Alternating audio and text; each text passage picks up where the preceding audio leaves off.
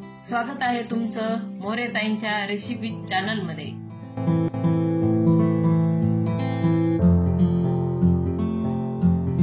चला तर मग व्हिडिओमध्ये पुढे जाण्याआधी बेल आयकॉन दाबून चॅनलला सबस्क्राइब करा आणि सुरू करा मोरेताईंसोबत आजची ही चवदार रेसिपी बनवायला।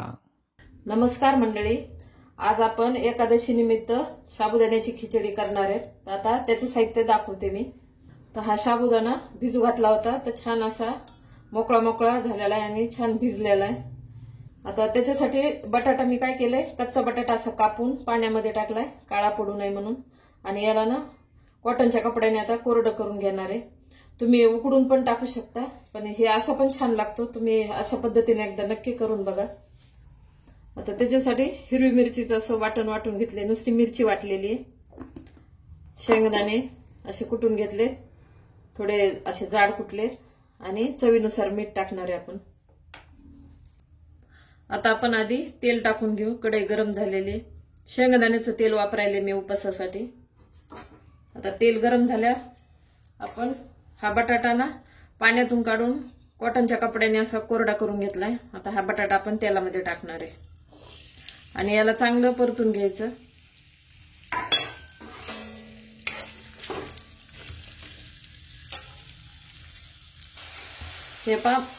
हे मस्त असे बटाट्याचे चिप्स आपण तळून घेतल्यासारखे एकदम कलर बदलेपर्यंत असे परतून घ्यायचे, किंवा थोडंसं जास्त तेल टाकून असे तळून घ्यायचे।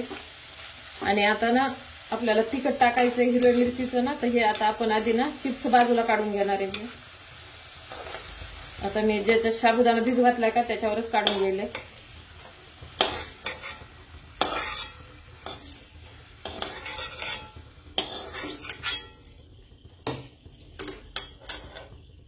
आता आपण ह्याच तेलामध्ये हे हिरवी मिरचीचं वाटण केलेलं आहे का ते टाकून घेऊ।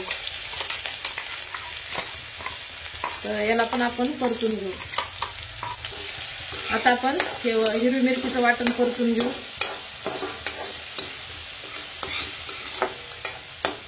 थोडंसं तेल टाकते मी अजून।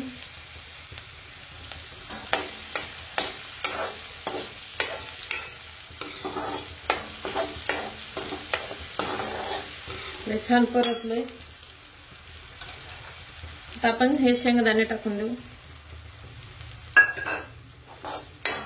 असे जाड कुटा नाही, तर तुम्हाला नसल जाड आवडत तर बारीक कुटले तरी पण चांगले लागते। असे थोडे जाडसर कुटले। चवीनुसार मीठ टाकू आपण।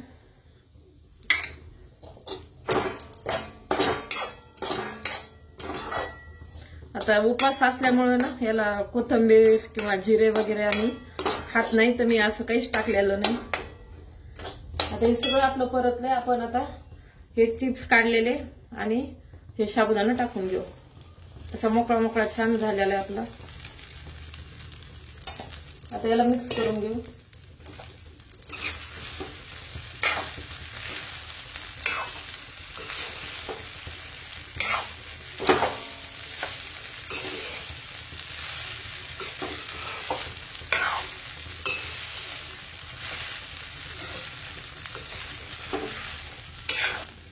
आता छान हे सगळं परतून घेतलेले आपण थोडा वेळ काय करणार आहे, ताट झाकून ठेवणार आहे।